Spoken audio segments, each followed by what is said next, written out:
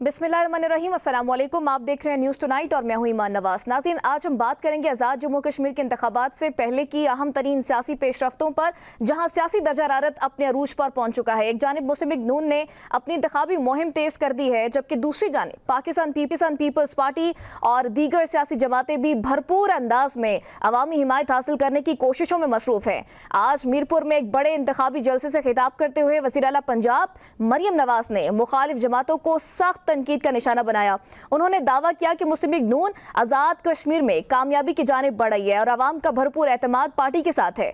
मरियम नवाज ने खुद को खून, खानदान और दिल से कश्मीरी करार देते हुए कहा कि वो मीरपुर नहीं बल्कि अपने आबा अजदाद के घर आई हैं। उन्होंने मीरपुर और आज़ाद कश्मीर में टूटी हुई सड़कों, सेहत, तालीम, ट्रांसपोर्ट और दीगर बुनियादी सहूलियात की कमी का जिक्र करते हुए वादा किया कि अगर मुस्लिम लीग नून को कामयाबी मिली तो पंजाब की तर्ज पर तरक्याती मंसूबे आज़ाद कश्मीर में भी मुतारिफ करवाए जाएंगे। उन्होंने मीरपुर के लिए 10 इलेक्ट्रिक बसों का ऐलान भी किया है और कहा है कि आवाम को जदीद इंफ्रास्ट्रक्चर, बेहतर अस्पताल, green bus service, safe city, अपना छत, अपनी घर और किसान कार्ड और जो दीगर फिलहाल मंसूबे हैं उनकी सहूलत भी फराहम की जाएगी। और उधर मुस्लिम लीग नून के कायद नवाज शरीफ साहब ने भी आज़ाद कश्मीर को अपना दूसरा घर करार देते हुए कहा है कि अगर आवाम ने उनकी जमात पर एतमाद किया तो पंजाब जैसे तरक्याती मंसूबे आज़ाद कश्मीर में भी शुरू किए जाएंगे, जिनमें मोटरवे भी होगी, जदीद अस्पताल होंगे, तालीमी इदारे होंगे और जो दीगर मंसूबे हैं उस पर भी उन्होंने कहा कि वो सहूलियात भी सारी आज़ाद कश्मीर को दी जाएंगी। नाज़रीन, इसी दौरान ये जो इत्तेहादी जमातें हैं इनके दरमियान में बड़ी लफ्जी गोलाबारी रही है और बड़े तल्ख जुमलों का तबादला भी किया जा रहा है, एक दूसरे पर टॉन्ट भी किए जा रहे हैं।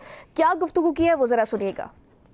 तो बहुत दुख है, एक मानसेरा से वहां पर मुजफ्फराबाद और मुजफ्फराबाद से मीरपुर झेलम दरिया के साथ साथ एक मोटरवे बनाने का मैंने फैसला किया था। वो बदकिस्मती से मेरे आने के बाद किसी हुकूमत ने कोई तवज्जो नहीं दी, वो मोटरवे नहीं बन सकी। बहुत अफसोस है। मेरे साथ आप भी मिलकर अफसोस का इजहार करोगे, क्यों नहीं बनाई? पूछो क्यों नहीं बनाई, पूछो क्यों नहीं बना, पूछो। और जिनको अफसोस है कि वो नहीं बनी वो हाथ खड़ा करें।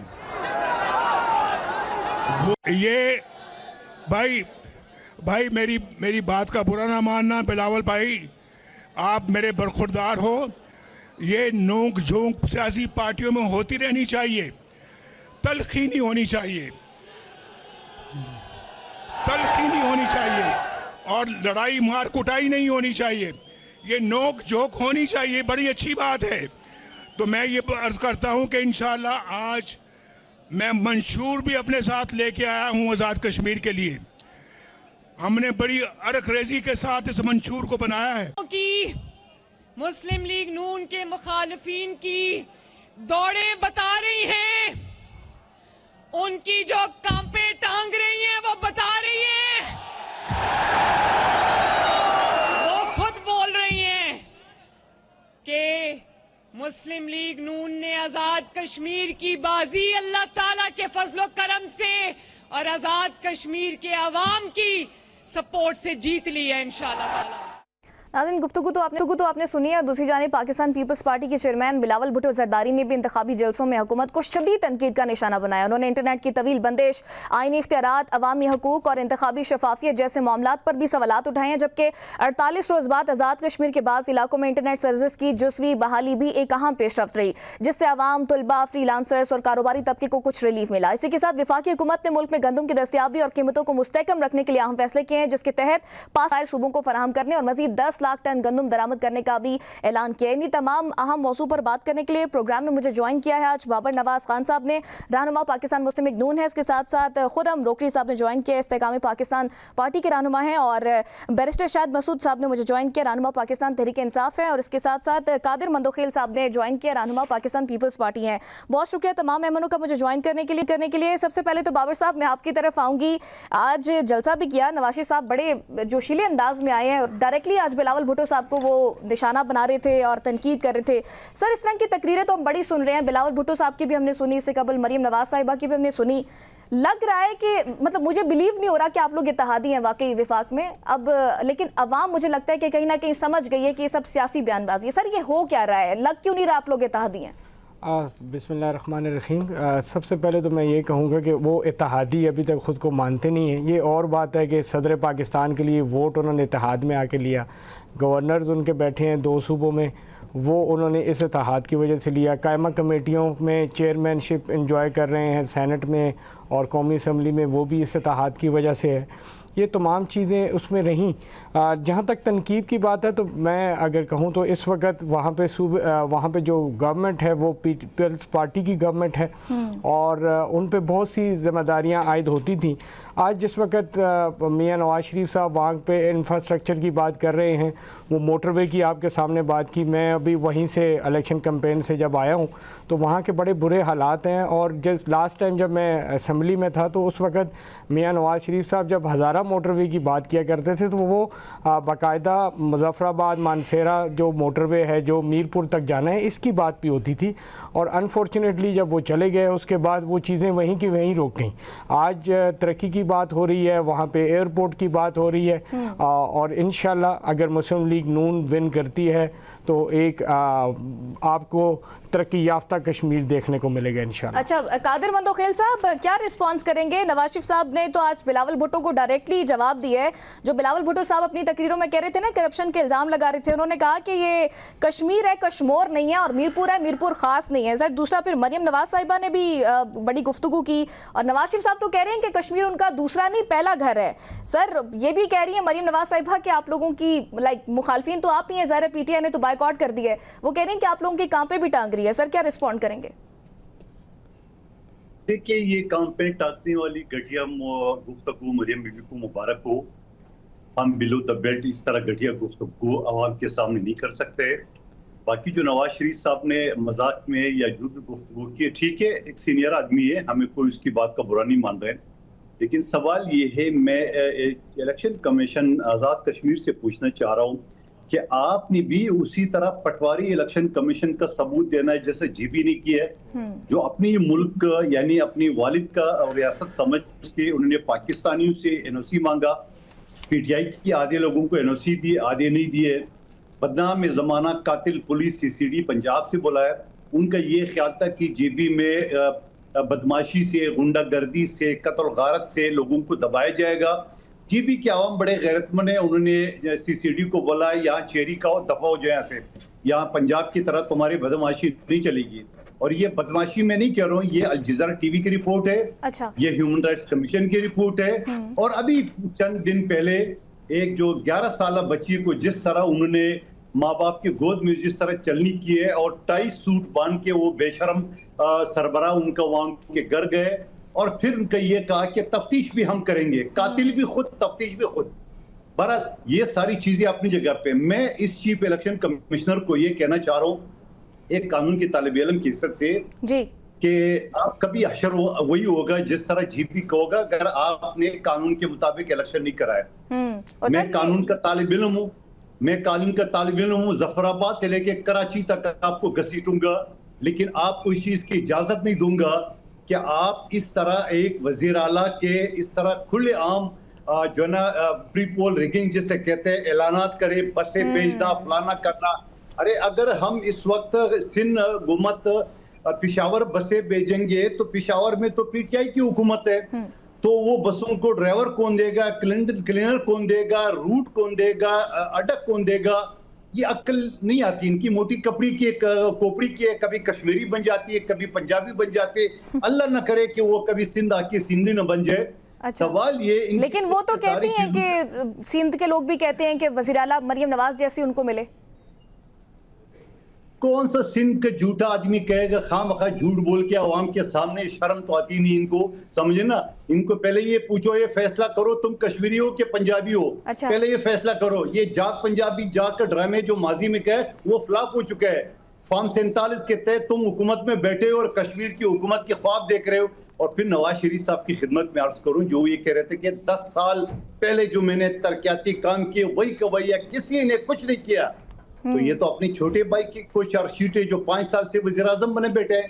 आजाद कश्मीर का जो फंड होता है वो तो पाकिस्तान से जाता है। अच्छा। और हमारा वजीर आजम अगर बैठा है 5-6 महीने से बैठा हुआ है और वो नून लीग का और पीपल्स पार्टी का मुश्तरका वजीर आजम है, जिस तरह हमें मुश्तरका वफाकी हुकूमत में शुमार करे उस तरह मुश्तरका है। और फिर मैं ये नवाज साहब की खिदमत में अर्ज करूं, आपका सिंध का सर काम गवर्नर है क्यों नहीं कराए हैं? वो कहते हैं कि उनकी हुकूमत के बाद जितनी भी हुकूमतें आई हैं वो कहते हैं, मैं सवाल करना चाहूंगा कि यहाँ पे काम क्यों नहीं कराए हैं, क्यों नहीं कराए हैं सर आप लोगों ने काम?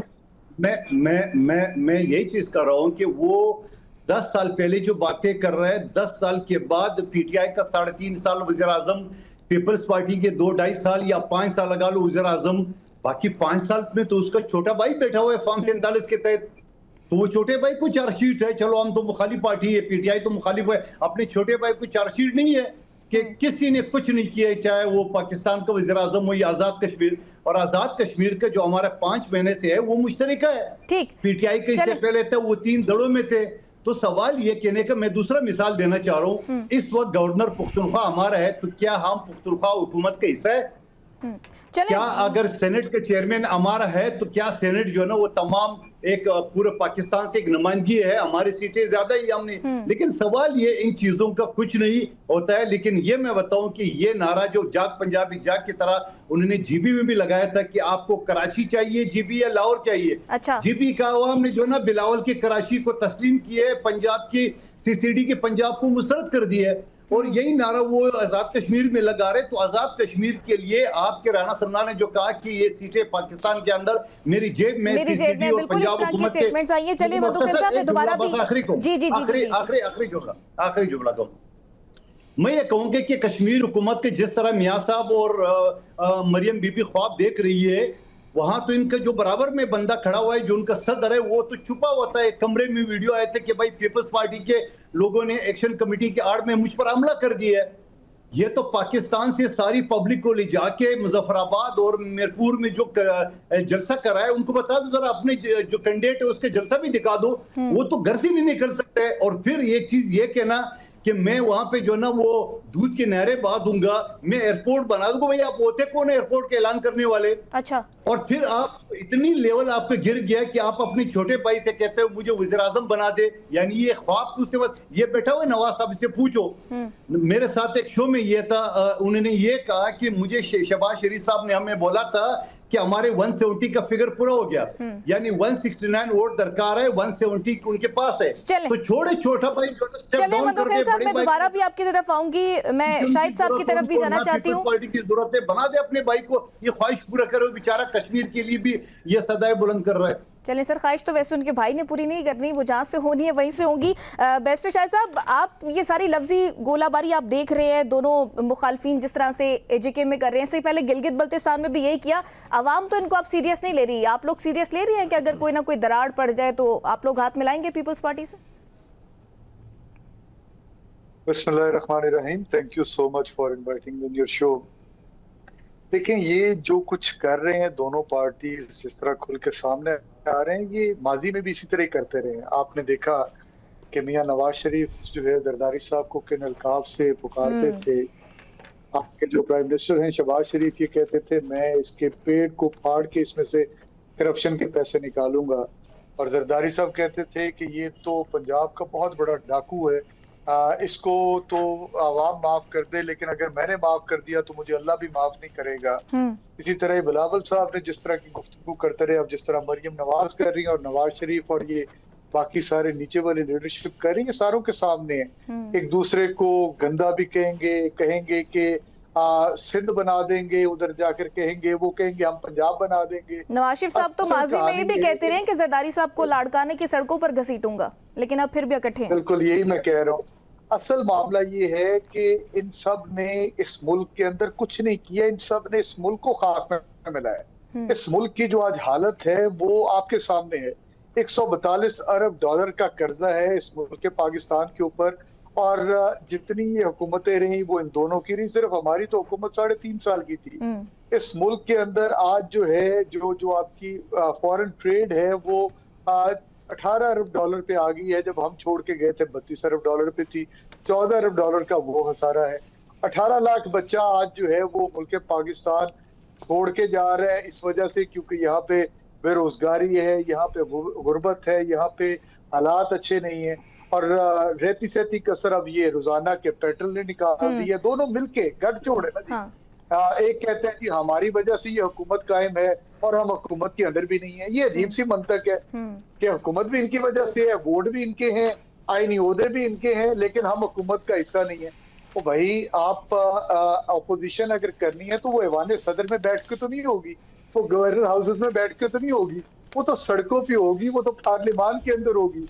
आप एक तरफ कहते हैं जी कि हम अपोजिशन का किरदार अदा करें, और जो अपोजिशन एक जमहूरी निजाम के अंदर होती है उनको तो आपने ऐसे जमहूरी जमातों का दावा करते हुए जाहिर है ये हुकूमत अभी देखिए अपोजिशन के बगैर ही चल रही है। चलें शाहिद साहब आपका पॉइंट आ गया है, मैं मुझे मुकम्मल कर लेने देंगे अगर थोड़ा, तो उसको तो आप देखें इन्हीं के अदवार के अंदर पार्लियामान के ऊपर हमला होता है, इन्हीं के अदवार के अंदर एमएनएस को पार्लियामान के अंदर से उठाया जाता है, इन्हीं के अदवार के अंदर पार्लियामान के अंदर जो अपोजिशन लीडर है उनको डिस्क्वालीफाई किया जाता है, not only national assembly but also in Punjab assembly. इन्हीं के अदवार के अंदर पीका आता है, इन्हीं के अदवार के अंदर जो है सहाफी अरशद शरीफ को शहीद कर दिया जाता है, इन्हीं के अदवार के अंदर जो ये बहुत सारी चीजें जी बिल्कुल ऐसा ही जिनके लिए मैं इनको ठीक है। मैं खुरम साहब आपकी तरफ भी आना चाहूँगी। खुरम साहब, ये दोनों जमातें तो आपस में एक दूसरे को ताने भी कस रही हैं और बड़ी शदीद इनकी लफ्जी जो है ना गोलाबारी जारी है और तल्ख जुल्मों का तबादला भी हो रहा है। आईपीपी की क्या सिचुएशन है सर, या फिर ऐसा मुझे ऐसा लग रहा है कि ये दोनों जमातें एक दूसरे पर ताने कसती रहेंगी और आईपी जिस तरह जीबी में एक सरप्राइजिंग एलिमेंट के तौर पर आई थी, आईजेके में भी जो है, एजेके में भी मुझे लग रहा है कि आईपीपी कहीं मैदान ना मार ले। देखिए कश्मीर को पहले तो समझिए ना, कश्मीर में उस तरह पार्टी वोट नहीं है जैसा हम लोग समझते हैं। कश्मीर के अंदर बिरादरी नेपोटिज्म, अगर नेपोटिज्म को किसी असल सूरत में अगर आपने समझना है तो आपको कश्मीर में नेपोटिज्म नजर आएगा। ऐसे वहाँ पे गुजरों की स्पेसिफिक सीट्स हैं, सुदनों की अपनी सीट्स हैं, राजा साहिबान की अपनी सीट्स हैं, जाट साहिबान के अपने वोट हैं, मुगलों के अपने वोट हैं। तो आईपीपी को मैं अगर बात करूं तो आईपीपी इस वक्त खामोशी से देख रही है ये बातें क्या कर रही है। अलग चीज़ है कि हम सारे वफाक के अंदर एक हुकूमत का हिस्सा भी है, हम सारे एक दूसरे के साथ हैं, लेकिन एक इलेक्शन एक ऐसी चीज होती है कि जिसमें जाके पॉलिटिकल लोगों ने एक दूसरे के खिलाफ ये कैंपेन करना होती है। एक ने कहना है मैं ठीक हूं और ये नेचुरल है होगा। जो एक और बड़ी अब्दुल कयूम नियाजी ने बहुत अच्छी वहां पे पोजीशन बनाई थी पाकिस्तान तहरीक इंसाफ की, लेकिन उन्होंने बाइकआउट कर दिया।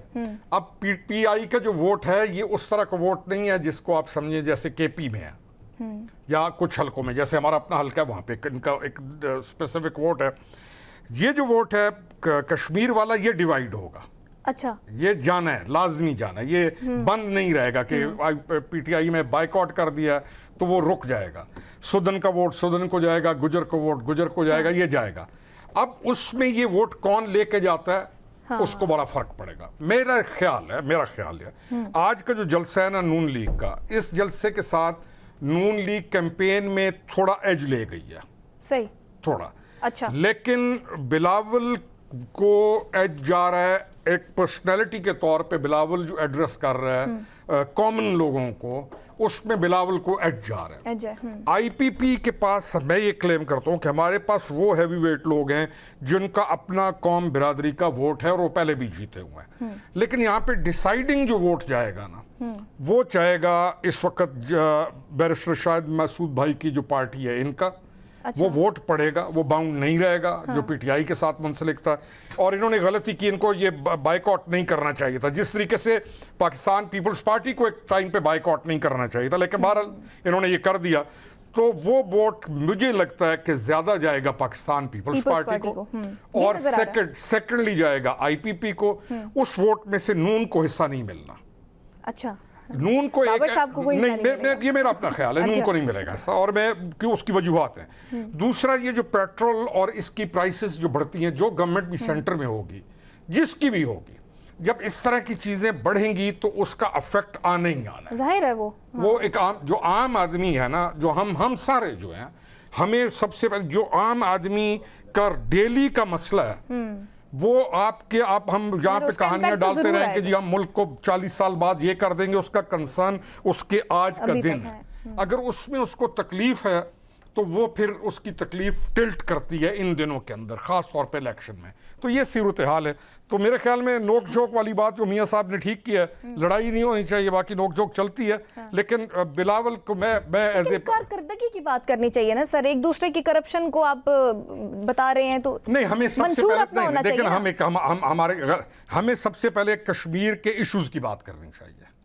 ہمیں جی بی میں بیٹھ کے دیکھیں بلاول صاحب نے کیا، سب سے کر رہے ہیں نا، بلاول کر رہے ہیں. انٹرنیٹ کی بحالی بھی دیکھیں انہی کی بلاول کو میں نے کہا کہ بلاول کشمیر کی موجودہ سچویشن کو دیکھتے ہوئے ان چیزوں کو ایڈریس کر رہے ہیں، اس لیے بلاول کو لوگ زیادہ سن رہے ہیں. ہم اچھا جی بی کا الیکشن ہو رہا ہے، اچھا جب ہم کہتے ہیں جی ہم بنائیں گے اس کو پنجاب بنائیں گے، اس کو ہم سندھ بنائیں گے، اس کو نہیں بھائی، کشمیر کشمیر ہے، کشمیر کو کشمیر رہنے دو. جی بی ہے، جی بی کو جی بی رہنے دو. جی بی میں بات کرو ٹوریزم میں، جی بی میں بات کرو K2 کی، پہاڑوں کی، گلیشیئرز کی، ان لوگوں کے اپ گریڈیشن آف لائف کی. کشمیر میں بات کرو موجودہ صورتحال میں لوگوں کو اس کرائسس سے نکالنے کی، تاکہ ملک دشمن قوتیں کسی بھی صورت فائدہ نہ اٹھا سکیں. تو اس میں مجھے یہ نظر آ رہا ہے بلاول لیڈ لے رہا ہے اس چیز کے اندر، بلاول ایز اے پرسنالٹی. اور آج کی جو کیمپین ہے نون لیگ کی، وہ بھی ان کو بہت آگے لے کے جا رہی ہے. لیکن پھر وہ جو ووٹ ہے پی ٹی آئی کا جنہوں نے بائی کاٹ کیا، وہ اہم رول پلے کرے. ٹھیک ہے، آپ کو پوائنٹ پہ آگیا. بریک کا بھی جا رہا ہے اور باقی کریں گے، ایک چھوٹی سی بریک شامل کریں گے. بریک کے بعد دوبارہ حاضر ہوں گے. Stay with us.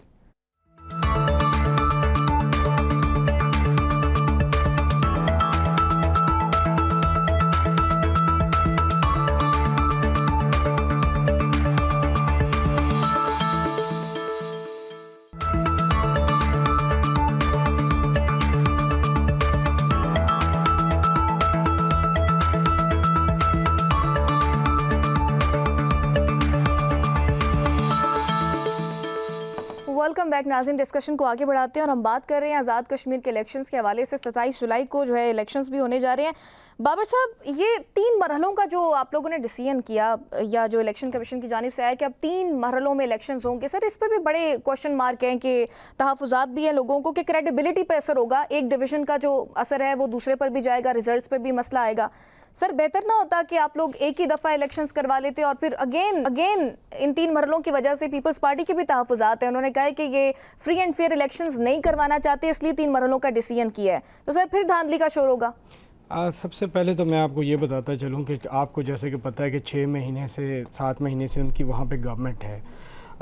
جو موبائل سگنلز کی بات ہوئی ہے، جو بھی وہاں کی جو لوکل ایڈمنسٹریشن ہوتی ہے اس کی ریکمنڈیشن کے اوپر ہمیشہ ایسی ایکٹیویٹی ہماری وزارت داخلہ لیتی اور یہ چیزیں بند کرتی ہے. تو وہ وہاں کی گورنمنٹ نے، جو پیپلز پارٹی کی گورنمنٹ ہے، یہ ان کے کہنے پہ یہ ہوا تھا جو بھی ہوا ہے. اس کے بعد اگر بات کریں جو وہ ایکشن کمیٹی جو کالعدم کمیٹی ہے، اس کے بعد جب بات کرنے کی بات آئی تو 38 پوائنٹ انہوں نے دیے، جو اس میں سے 35 پوائنٹس ایڈریس کیے گئے فیڈرل گورنمنٹ کی طرف سے. اور اس میں بڑی بہتری آئی، جو کہ کام اصولاً بنتا تھا وہاں کے پرائم منسٹر کا. وہ جو مطالبات تھے وہ اگر آپ اس کو ذرا دیکھیں تو اس میں ہمارا پہلے دن سے یہ موقف رہا ہے کہ اگر 12 سیٹوں کا فیصلہ کرنا ہے یا جو بھی کرنا ہے، وہ وہاں کی جو بنے گی حکومت بنے گی، جو عوامی نمائندے آئیں گے لوگوں کے ووٹ لے کے، یہ ان کے کرنے کی بات ہے. اس کے علاوہ آپ نے میں وہ 2 چیزوں کو رسپونڈ کرنا چاہوں گا. جیسے مدوحیل بھائی نے کہا کہ CCD جو ہے وہ اس کے اثرات، تو میرے بھائی شاید ان کو یہ والی نالج نہیں ہے کہ اس وقت پنجاب میں رات کو 12 بجے بھی کوئی بھی بچی آزاد حیثیت سے باہر نکل سکتی ہے، موبائل لے کے روڈ پہ چل سکتی ہے اور اس کو سیف ایسے ہی فیل ہوگا جیسے وہ اپنے گھر کے برآمدے میں گھوم رہی ہو. جبکہ اس کی بنسبت کراچی کو میں دن کی روشنی میں بھی آپ کو سب سے زیادہ خوف وہاں کی پولیس سے ہوتا ہے کہ یہی نہ لوٹ لے. پھر جو بات کی میرے بھائی نے کہ ارشد شریف کا واقعہ ہماری گورنمنٹ اور ان کے درمیان ہوا، تو وہ بالکل ہوا لیکن وہ پاکستان میں نہیں ہوا، پاکستان سے باہر ہوا. وہ کون شخصیت تھی جس نے اس کو پاکستان سے بھاگنے کا مشورہ دیا تھا؟ وہ کون تھا جس نے اس کو کینیا جیسے ملک میں جانے کا مشورہ دیا تھا؟ یہ تو ابھی انویسٹیگیشنز ہوں گی، یہ چیزیں کھلیں گی، بہت سے چہرے بے نقاب ہوں گے، کئی لوگ چھپ کے بیٹھے ہوئے ہیں مختلف جگہوں میں KP میں، تو وہ جب سامنے آئیں گے، لیپ ٹاپ کھلیں گے تو بہت سی چیزیں کلیئر ہوتی جائیں گی. باقی جیسے آپ نے کہا کہ اس وقت بلاول صاحب کی ایک اچھی کمپین وہ کر رہے ہیں, بالکل وہ ایک اچھی کمپین کر رہے ہیں. گلگت میں بھی انہوں نے کمپین کی. گلگت الیکشن سے پہلے بھی اسی طرح کے اعتراضات لگتے رہے کہ دھاندلی ہو رہی ہے, ایسے ہو جائے گا ویسے ہو جائے گا, لیکن پہلی دفعہ آپ لوگوں نے دیکھا کہ وہ جو گورنمنٹ بنی وہ حکومتی پارٹی کی نہیں بنی بلکہ اپوزیشن جو کر رہے تھے ان لوگوں کی بنی. اسی طریقے سے آج یہ کشمیر کے الیکشن پہ بات کر رہے ہیں تو آپ دیکھیے گا لوگ اب خود اس چیز کو دیکھ رہے ہیں کہ مریم نواز کام کر رہی ہے, اس کے بنسبت 3 وزرائے اعلیٰ بیٹھے ہیں اور وہ کام نہیں کر رہے. 2 صوبوں میں پیپلز پارٹی کی گورنمنٹ ہے, کوئی بہتری کی طرف نہیں جا رہا. اس کے بنسبت پنجاب اس وقت ایک رول ماڈل کی حیثیت اختیار کر گیا ہے. وہاں پہ ہاسپٹلز کا جال بچ رہا ہے, وہاں پہ مفت دوائیاں گھر کی دہلیز پہ پہنچ رہی ہیں. صفائی کا نظام, وہ کون سا نظام ہے جس کو آپ ایک گڈ گورننس کے اس میں نہیں لیں گے. اسی لیے جیسے مدوخیل بھائی نے کہا کہ بڑا بھائی وزیراعظم بننے کے خواب دیکھ رہا ہے وہ بھی کشمیر کے, بالکل وہ ہمارا قائد ہیں. ان کا جو بھی وزیراعظم وہاں سے بنے گا وہ نواز شریف کا وزیراعظم ہوگا, نواز شریف اس کو گائیڈ کرے گا.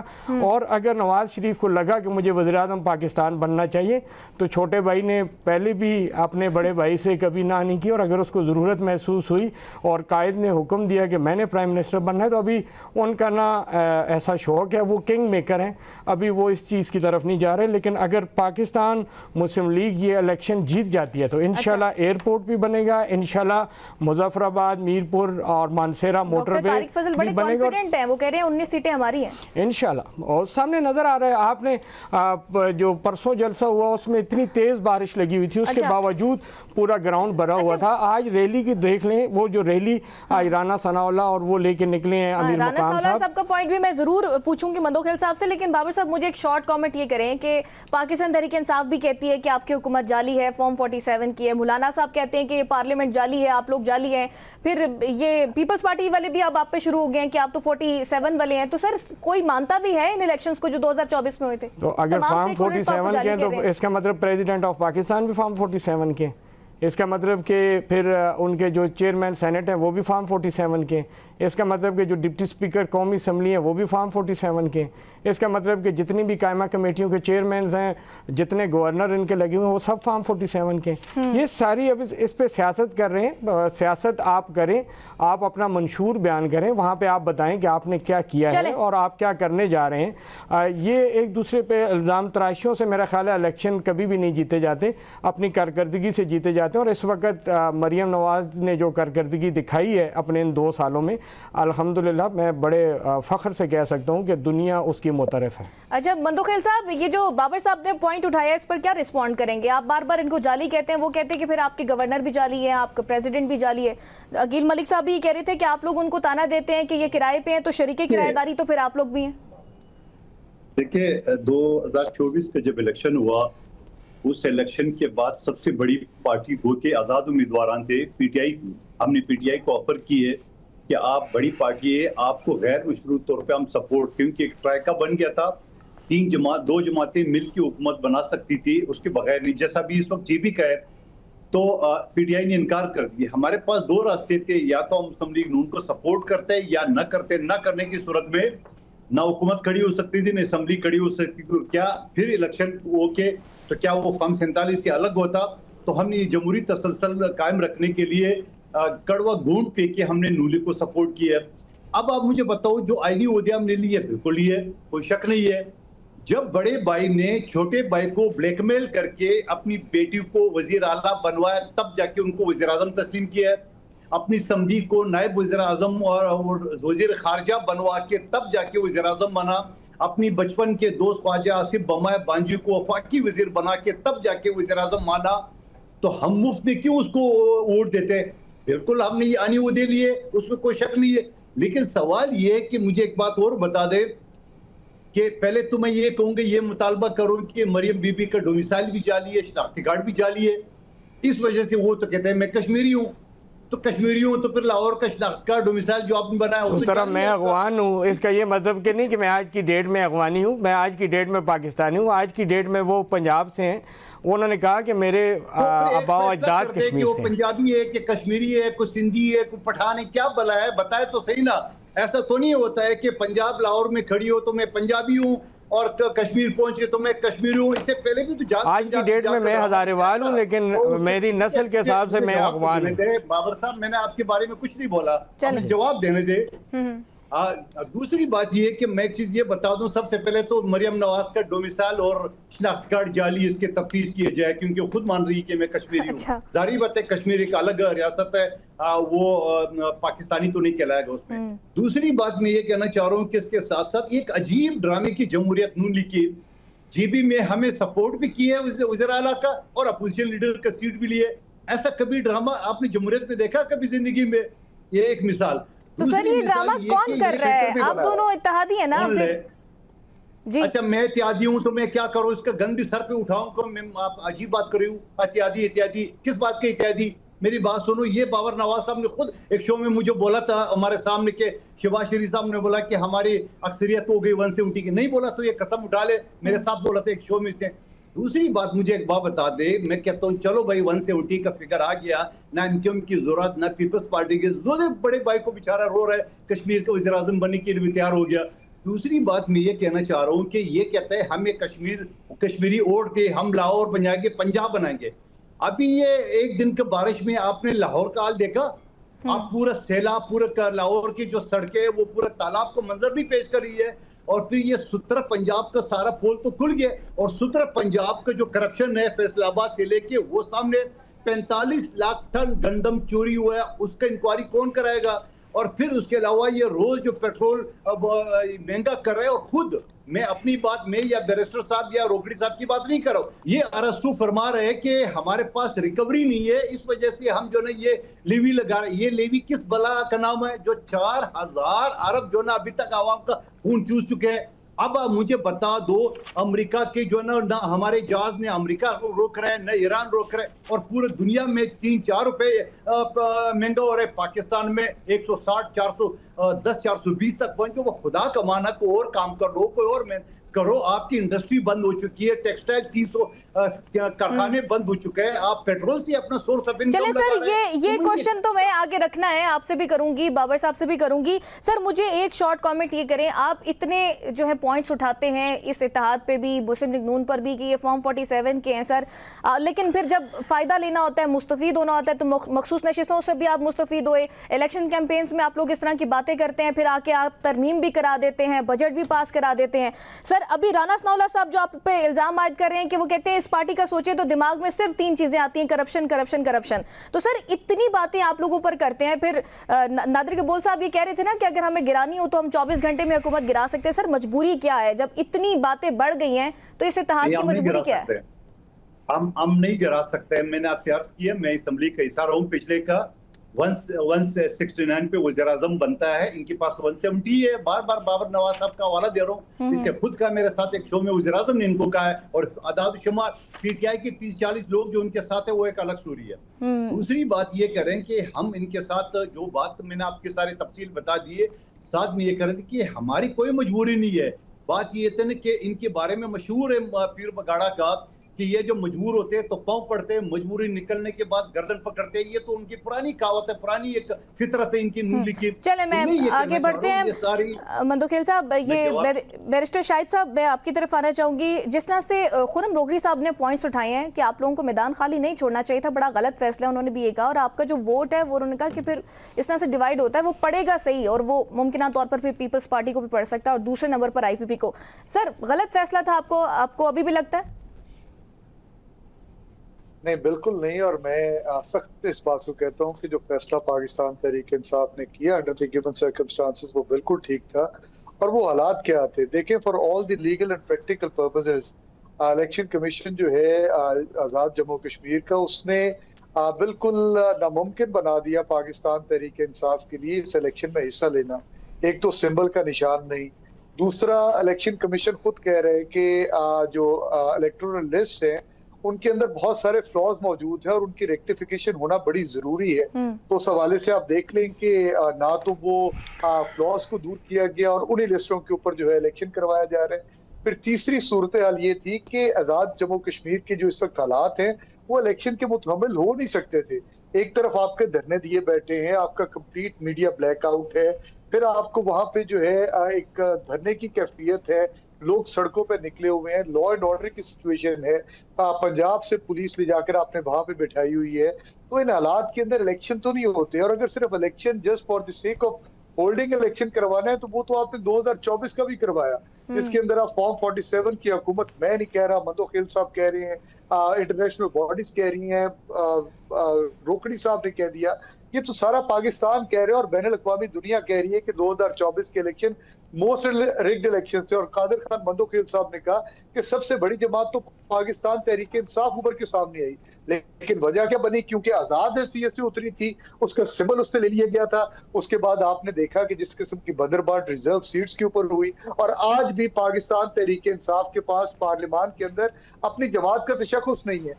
तो अगर इस तरह का ही ड्रामा आजाद जम्मू कश्मीर के अंदर रचाया जाना है, इसी तरह का ये एक ड्रामे के तौर पे इलेक्शन करवाया जाना है, और इन्हीं दोनों पार्टीज को मिलकर हुकूमत बनानी है, जिस तरह जीबी के अंदर बनाई कि प्राइम मिनिस्टर जो है वो बन गया आपका पीपल्स पार्टी का, डिप्टी स्पीकर आपके नून लीग के बन गए, और अपोजिशन लीडर भी नून लीग के बन गए। इसी तरह ही आपने जब पीडीएम की हुकूमत बनी 2022 के अंदर, आपने देखा कि ये सारे मिलके प्राइम मिनिस्टर बन गए और ऑपोजिशन ये लीडर राजा रियाज बन गए। तो इस तरह का अगर जमहूरियत चलानी है तो इससे मैं तो समझता हूँ इस सारे मामले को ठप कर दें, इस तरह के इलेक्शंस ना करवाएं जिनका रिजल्ट कोई नहीं है, जिनका रिजल्ट अगर पहले ही तयशुदा आपने बनाना है और आगे लेकर चलना है तो इस तरह का ना करें। देखिए आज कश्मीर के अंदर जिस किस्म की सूरत हाल है, ये दोनों पार्टीज एक दूसरे को गंदा कर रही है, एक दूसरे को बेनकाब कर रही है, और ये नहीं कह रहे कि हमने ये किया, ये अपनी परफॉर्मेंस नहीं बता रहे, बल्कि एक दूसरे पर जो है वो तंज के निश्तर बरसाए जा रहे हैं। ठीक हो गया बैरिस्टर साहब, काले करतूत बता रहे हैं। ठीक है, कहती है करप्शन करप्शन करप्शन, दूसरा कहता है पंजाब का डाकू डाकू डाकू, और ये सारा कुछ इसी तरह तो है। पाकिस्तान आज इस नहज में पहुंचा है तो इन्हीं के काले करतूतों की वजह से पहुंचा है। इस पर मजीद भी डिस्कशन करेंगे, ब्रेक का कहा जा रहा है, ब्रेक के बाद दोबारा हाजिर होंगे।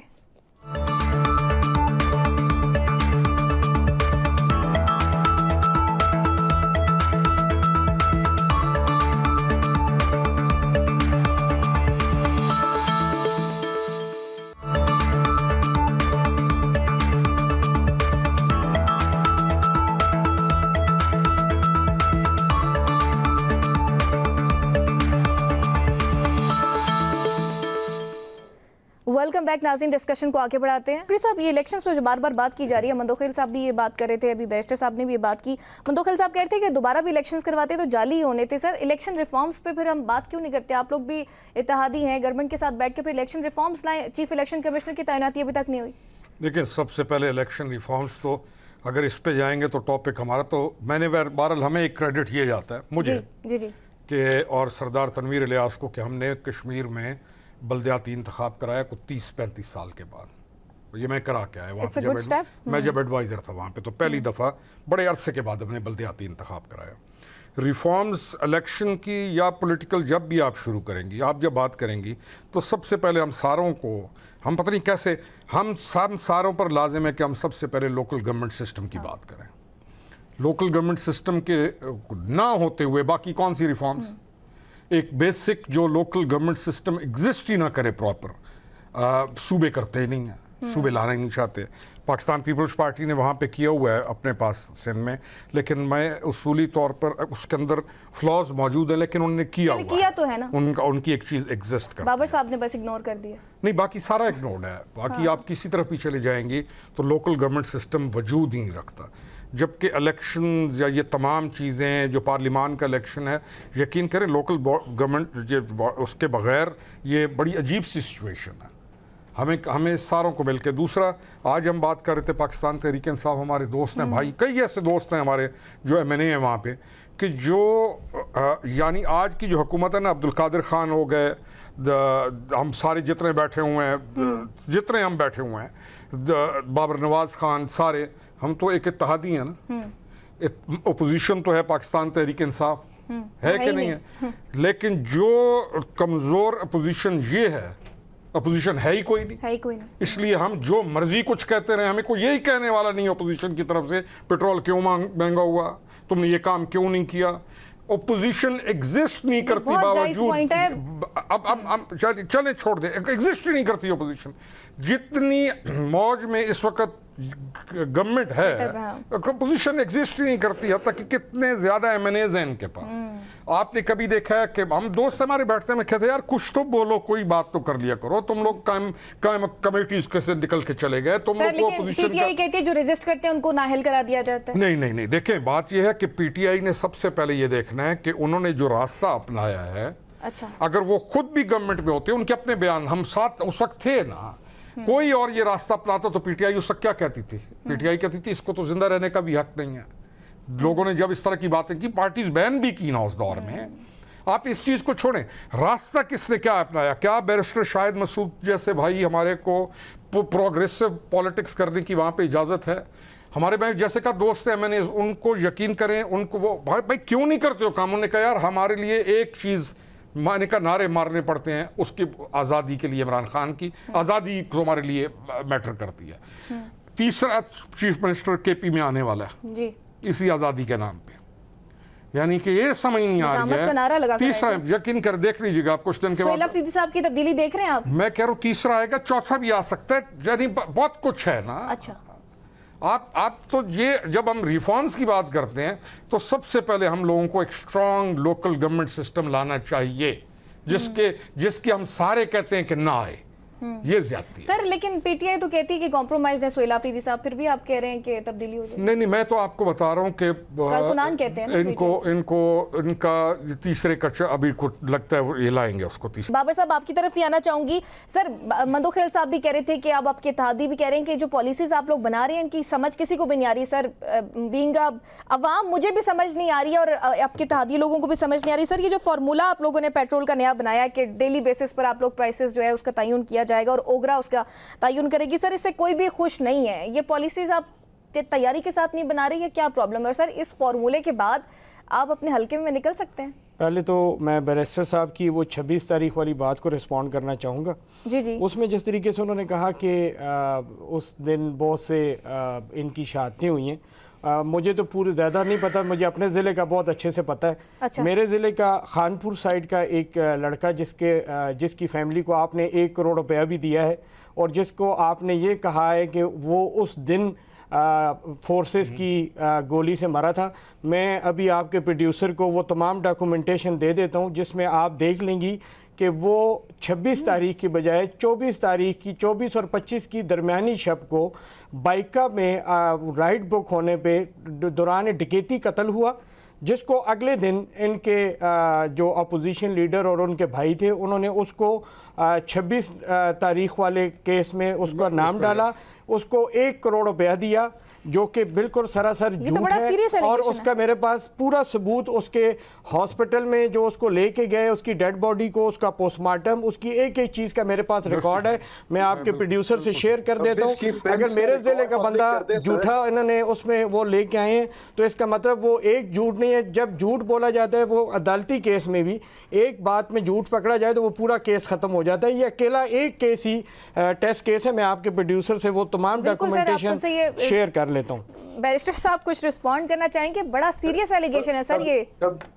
देखें 26 का जो रिकॉर्ड है प्रिम्स हॉस्पिटल का, उसको पब्लिक कर दें, सारी चीजें क्लियर हो जाएंगी। हमने तो स्टैंडिंग कमेटीज छोड़ी इसलिए थी कि हम आपसे रिकॉर्ड मांग रहे हैं। बताओ मैं ये रिकॉर्ड मैं अभी देता हूँ। रिकॉर्ड अगर ये रिकॉर्ड मैं आपको अभी दूं चले तो सर, आप चले सर इस लाइव प्रोग्राम में कौन से माफी मांगेंगे झूठ बोलने पे? सर जो भी प्रूफ है आप शेयर करें, हम इसको रीचेक करेंगे दोबारा इंशाल्लाह। इस पर एक पूरा सेगमेंट कर लेंगे। बाबर साहब को मैं दोबारा इन्वाइट करूंगी, बैरिस्टर साहब आपको भी करूंगी, और फिर ये माफी मांगेंगे पाकिस्तान से कि हमने झूठ बोला है और वो करोड़ रुपया जिस बंदे ने दिया है, जिसके साइनों से हुआ है, जिसके ऑर्डर से हुआ है, वो करोड़ रुपया वापस जमा करा के पाकिस्तान की आवाम से, पाकिस्तान की कौम से माफी मांगेंगे कि हमने झूठ बोला है। की कौम से माफी भी मांग लेंगे सर। अगर उस दिन कत्लो गारत हुआ है तो फिर आप मुझे इस बात की गारंटी करें कि आप उन सारों की एफआईआर जाकर दर्ज करवाएंगे।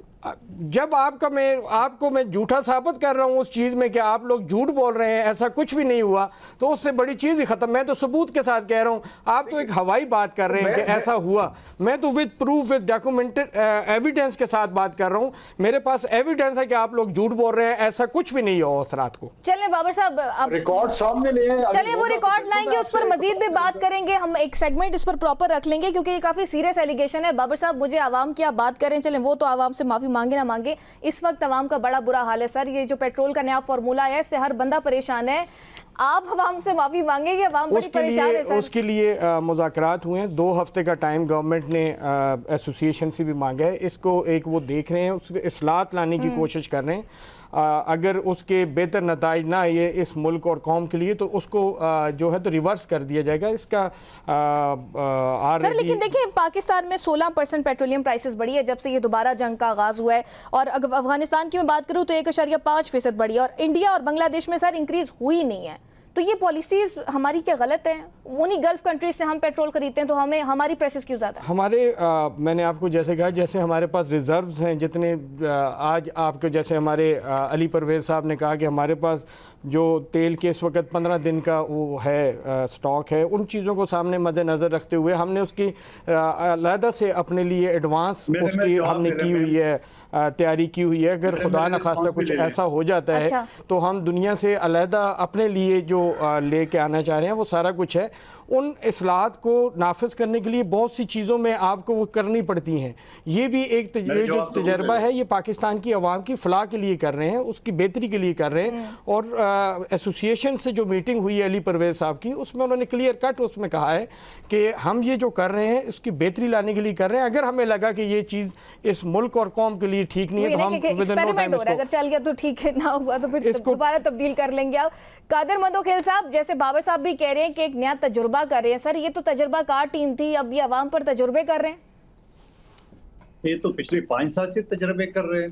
टेक्सटाइल आपकी बंद, रेवेन्यू कलेक्शन आपकी नहीं है, जो ना वो इंपोर्ट आपकी, जो ना वो एक्सपोर्ट आपकी न होने के बराबर है। बेरोजगारी की शरह आपके सामने, लॉ एंड ऑर्डर के सुराल सामने। लेकिन मैं आपको एक दलाल के साथ बात करूं कि जब ये नया जंग शुरू हुआ, अव्वल तो मैं ये कहना चाह रहा हूं कि ये अमेरिका हमारे लिए माई बाप बना हुआ सुपर पावर है या पूरी दुनिया के लिए है? अगर पूरी दुनिया के लिए है तो इसी जंग के दौरान और जंग से पहले हमारा दुश्मन मुल्क हिंदुस्तान पर तो कोई पाबंदी नहीं थी, चाइना पे तो कोई नहीं थी, श्रीलंका बांग्लादेश तो कोई नहीं थी, हम पर ही मौत ही पड़नी थी। दूसरी बात ये कि हमारा बॉर्डर मिला हुआ है, इस बॉर्डर के जरिए 70% से ज्यादा पेट्रोल डीजल आज भी आप यूं समझ लो कि बलूचिस्तान से लेके आजाद कश्मीर, लाहौर और पिशावर तक जो है सप्लाई हो रही है।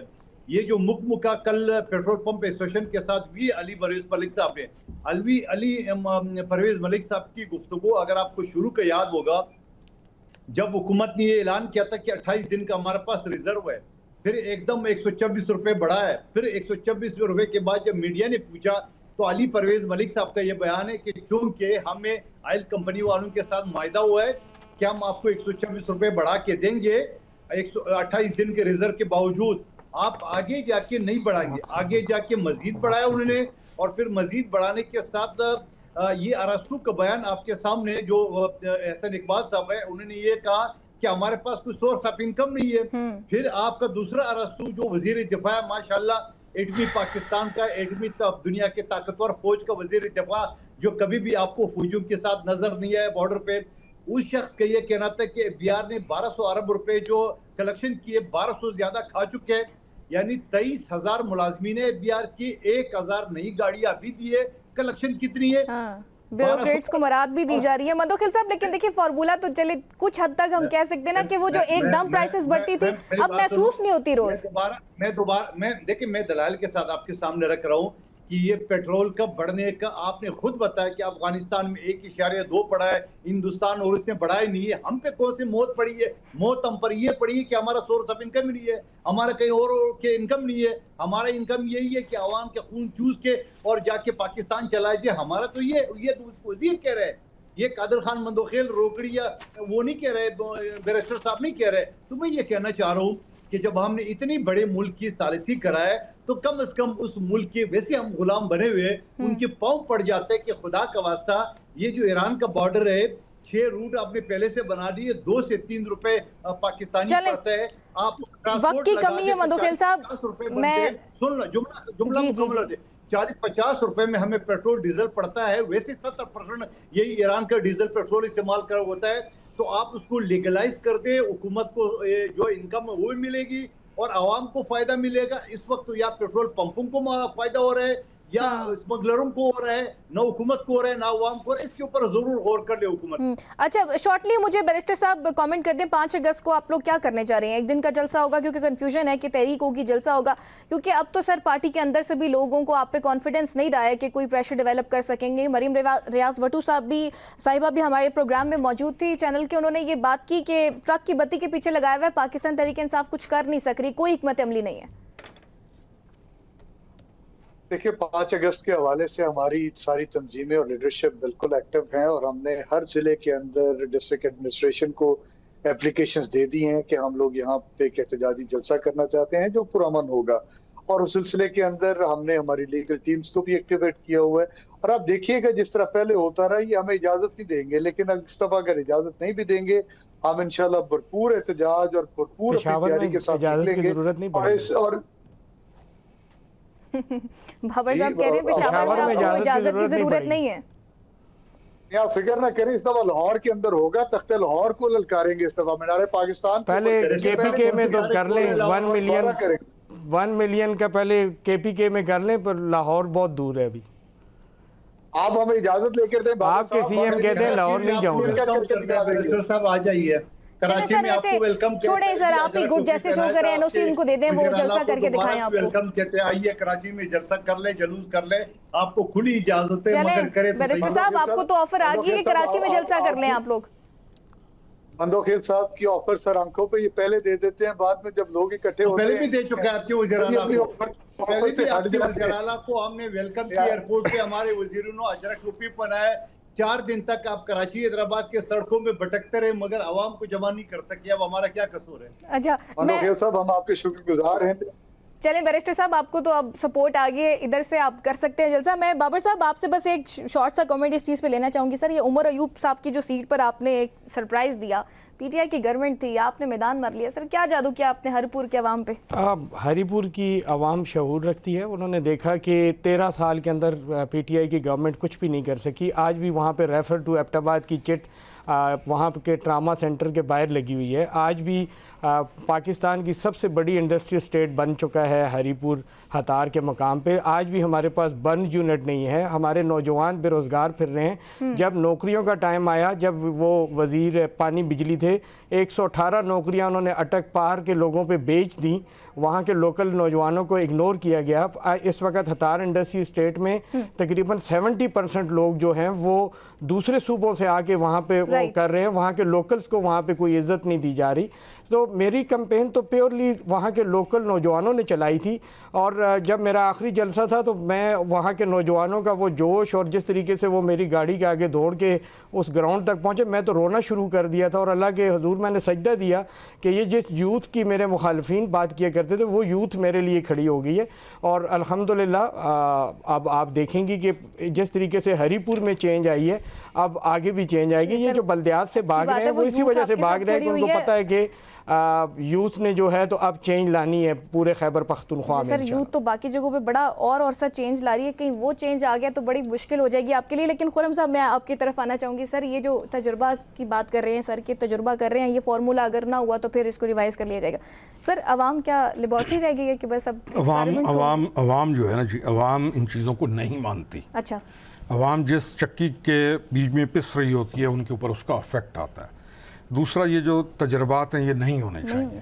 چیزیں ملک جو ہوتے ہیں ان کو بڑی اسٹیبلٹی کے ساتھ منسٹریز کو چیزوں کو بڑا پورا ایک پروسیس کو رکھنا پڑتا ہے. یہ تجربات نہیں ہونے چاہیے کہ آج ہم نے یہ کیا تو ہم تجربہ کرنے کے بعد ہمیں پتہ چلے ہم اس میں فیل ہو گئے.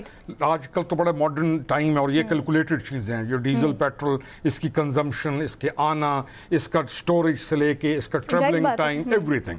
اب یہ جو ڈیلی والا ہوا ہے یہ تجربہ ناکام ہو جائے گا, بلکہ ان 2-3 دنوں میں ہو جائے گا جو نظر آ رہا ہے. وجہ اس کی ہے کہ پورے جو پیٹرول پمپس کے مالکان ہیں انہوں نے مسئلہ کھڑا کرنا شروع کر دیا. یہاں پہ آپ کسی کو بھی ٹھیک کرنا چاہیں گے وہ ایک مافیا بن جائے گا, آپ کو بلیک میل کرے گا گورنمنٹ کو.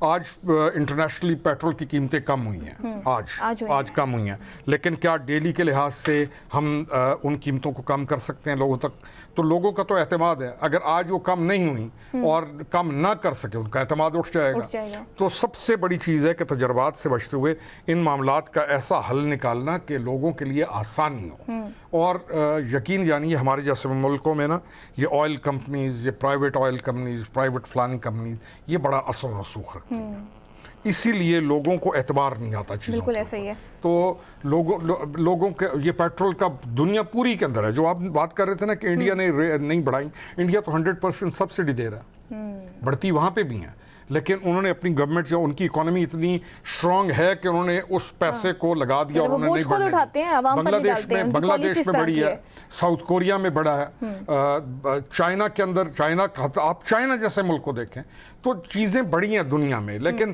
ہمارے پہ افیکٹ زیادہ ہوتا ہے۔ ہمارے لیے جو ایشو ہے وہ ٹیکسیشن ہے، لیویز ہیں، ان چیزوں پہ وہ بہت ساری چیزیں ہیں، ان کو اگر آپ بابر صاحب آپ نے ساری چیزیں نوٹ کر لی، اب آپ نے عوام کے حق کے لیے جو ہے نا آواز بھی اٹھانی ہے اور اچھی پالیسیز بھی بنانی ہے۔ ہم امید کرتے ہیں کہ آپ لوگ اس پر کام کریں گے۔ اسی کے ساتھ پروگرام کا وقت بھی ختم ہو گیا، اپنے تمام مہمانوں نے پروگرام میں جوائن کیا۔ ناظرین، اپنی میزبان ایمان نواز کو دیجیے اجازت، اپنا خیال رکھے گا، اللہ نگہبان۔